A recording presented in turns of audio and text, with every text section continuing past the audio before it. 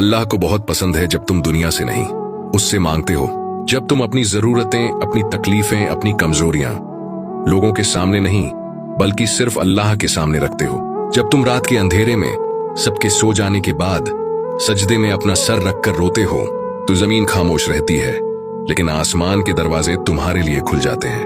अल्लाह कहता है, मैं तुम्हारे दिल की वो बातें भी जानता हूं जो तुम जुबान से नहीं कहते।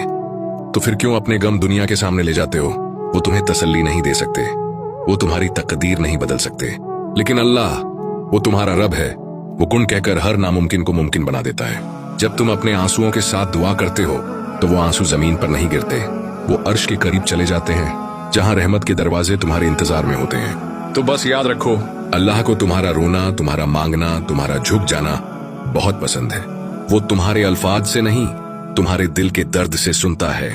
इसलिए आज से किसी के आगे हाथ मत फैलाओ, बस उसके सामने सर झुकाओ, क्योंकि जिसने अल्लाह से मांगा वो कभी खाली हाथ नहीं लौटा। अगर ये बात तुम्हारे दिल को लगी तो एक बार या अल्लाह कहकर दिल से दुआ मांगो और वीडियो को शेयर करो ताकि किसी और का दिल भी अल्लाह से जुड़ जाए।